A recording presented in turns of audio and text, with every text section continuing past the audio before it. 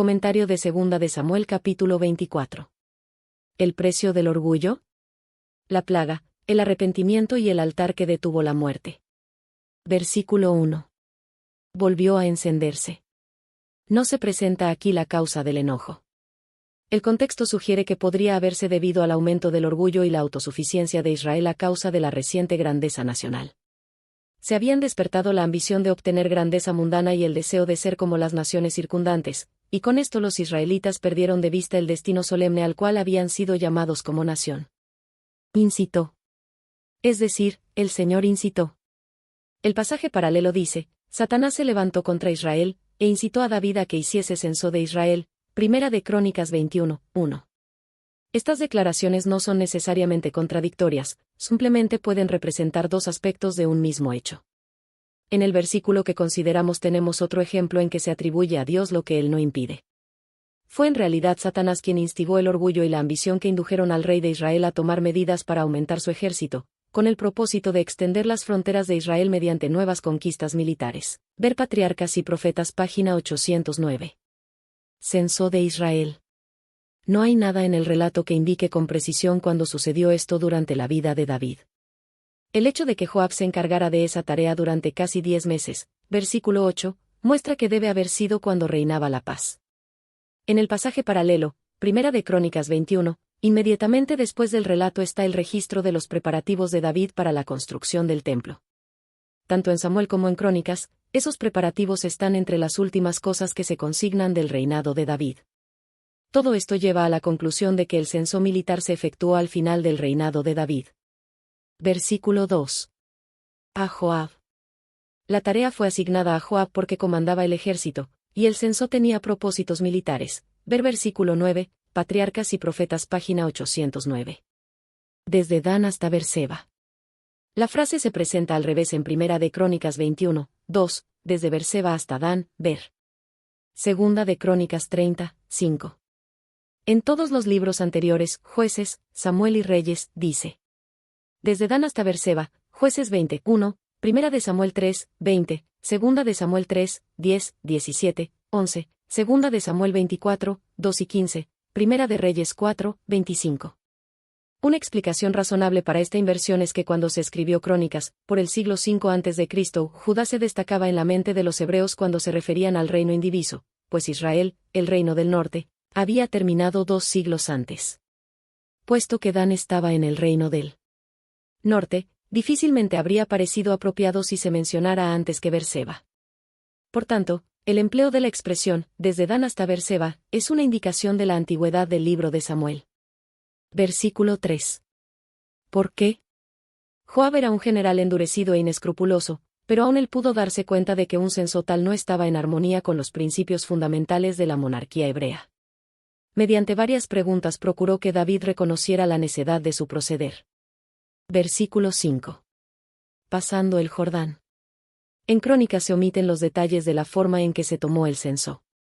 Pasando el Jordán, Joab y los capitanes del ejército comenzaron la tarea en el extremo sur, en Aroer. Esta ciudad estaba a orillas del río Arnón, Deuteronomio 2, 36, Josué 13, 16, en la frontera sur del territorio de Israel en la Transjordania. Sus ruinas todavía llevan el nombre de Arair. En medio del valle. O, en medio del Wadi, ver Josué 13, 9. De Gad. Una de las revisiones críticas de la LXX dice, hacia Gad o Agad. Jazer. Ciudad limítrofe de Gad, Josué 13, 24 y 25. Versículo 6. A Galaad. Galaad estaba al sureste del mar de Galilea, e incluía a Gad y a Manasés. Tierra baja de Jotzi. Nada se sabe de esta tierra ni de su nombre. Uno de los textos revisados de la Septuaginta dice, Cades en la tierra de los hititas. La Biblia de Jerusalén dice, al país de los hititas. Dan-Haan. Este es el único lugar donde aparece el nombre Dan, con el sufijo Haan. No hay duda de que se refiere a Dan, porque se menciona 2 veces, versículos 2 y 15, y también porque a esta altura de la descripción correspondería a un lugar en el extremo norte, en las proximidades de Sidón, ver Josué 19, 47, Jueces 18, 27 al 29. Sidón. Aunque Sidón nominalmente estaba en el territorio de la tribu de Aser, al parecer nunca estuvo en poder de esa tribu. Jueces 1, 31 y 32. Versículo 7. La fortaleza de Tiro. Llegaron a algún lugar fortificado de la frontera fenicia en las proximidades de Tiro, aunque no fueron hasta la ciudad misma. En ese tiempo, Tiro era un estado independiente cuyo rey, Hiram, fue amigo tanto de David, segunda de Samuel 5, 11, primera de Crónicas 14, 1, como de Salomón, primera de Reyes 5, 1. Los heveos. Parece que un residuo de esos antiguos moradores del país, Deuteronomio 7, 1, Jueces 3, 5, todavía ocupaba algunas partes de los confines de Israel. En Berseba. No se dan detalles de los lugares visitados cuando se llevó a cabo el censo en las zonas principales de Israel y Judá. Versículo 8. 9 meses y 20 días. Este detalle exacto refleja cuán fidedigno es el registro. El hecho de que se necesitara tanto tiempo indica que se realizó minuciosamente la tarea. Versículo 9. Dio el censo. La cifra del censo, BJ. Las cifras aquí presentadas difieren de las de Primera de Crónicas 21, 5. Algunos creen que el total asignado a Israel en Crónicas puede haber incluido el ejército permanente de 288.000 hombres, Primera Crónicas 27, 1 al 15. Otros dan por sentado que ese total incluye un cálculo aproximado de las tribus de Leví y Benjamín que no fueron censadas, Primera de Crónicas 21, 6. Quizá pueda haber una diferencia entre los fuertes, aquí mencionados y todo Israel, de Primera de Crónicas 21, 5. El primer grupo consistía en las tropas capaces de un servicio activo, y el segundo incluía además las unidades de reserva. En todo caso, las cifras que se dan evidentemente son números redondos. Versículo 10. He pecado gravemente. Mientras se hacía el censo, David comenzó a recapacitar en las consecuencias de lo que había hecho y se dio cuenta de que estaba cometiendo una falta. Fue el Espíritu de Dios quien le habló y le mostró la necedad de su conducta. Con profunda humildad confesó su falta delante de Dios y pidió perdón. Versículo 13. 7 años. 3 años, Biblia de Jerusalén. La Septuaginta dice, 3 años, y también el pasaje paralelo de Primera de Crónicas 21, 12. Versículo 14. Mano de Jehová. Pareciera que David no eligió con exactitud cuál sería su castigo, sino solo que procediera de Dios. Tanto la peste como el hambre podrían ser consideradas como procedentes directamente del Señor. Cualquiera de los castigos caería tanto sobre la nación como sobre el rey, pero puesto que el pueblo fomentaba los mismos pecados que los que movieron la conducta de David, mediante el error cometido por David el Señor castigó también los pecados de Israel. Ver Patriarcas y Profetas página 810. Versículo 15. Hasta el tiempo señalado. Los 3 días especificados, versículo 13. Versículo 16. Jehová se arrepintió.